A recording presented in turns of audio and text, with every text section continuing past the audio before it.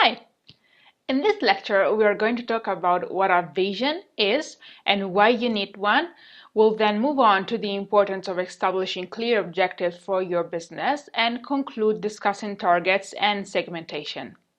The first thing you need to define when planning your marketing strategy is your vision, a sort of mental picture or where you want to get a few months or years from now.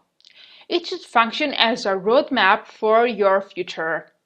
After having a clear picture in mind, you need to write it down and produce what is called a vision statement.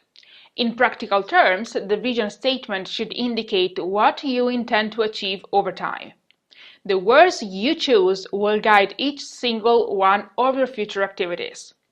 When you're uncertain about whether or not you should do something, you will simply have to ask yourself, is this going to help me achieve my vision?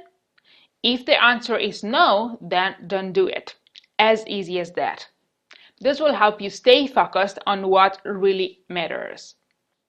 Your goals and objectives should naturally flow out of your vision statement and should be both short-term and long-term. Setting concrete objectives will help you stay motivated every day. Think of specific, realistic, measurable goals and give yourself a time frame to achieve those goals. Only if you set clear goals will you be able to evaluate how you're doing. With digital marketing, this is particularly important. When it comes to your online presence, you need to understand what key performance indicators are most relevant for you and decide what is for you a good result.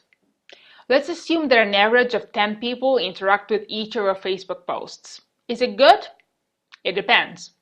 You can answer this question if and only if you have a clear goal. Maybe you've launched your Facebook page just a couple of days ago and your goal for the first month was to have 20 people interacting with each post. In that case, the answer would be, this is great! If your goal was to have 100 interactions per post after a week, maybe you're not doing as great as you expected to. But you see, if you don't clearly set your goals, the answer to the "is it good" question will always be, it depends. One important thing that stands between you and your goals is understanding your target customers. Marketing is all about exchanging value. You give something to your customers that is of value for them and you get profits in return. This means that you need to understand who exactly you want to address, whose needs you want to satisfy.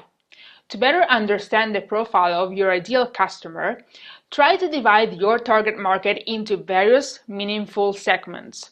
You can use various criteria as a basis for market segmentation. For example, geography, dividing potential customers by region or climate. Demographic data can also be used as a basis for segmentation. You can separate customers for their age, gender, or income levels. You can use psychographics, looking at things like lifestyle or personality. Or maybe usage rate. Are you looking at people who have already bought your product before or at first-time buyers? Choose the variables that you think are important for your product and your business. After carefully segmenting the target market, you may choose to target one or more of the segments you found. This process will help you define a strategy to market your product to each single segment that is much more effective than a one-size-fits-all approach. In our next lecture, we'll keep talking about how to define your marketing strategy. See you there.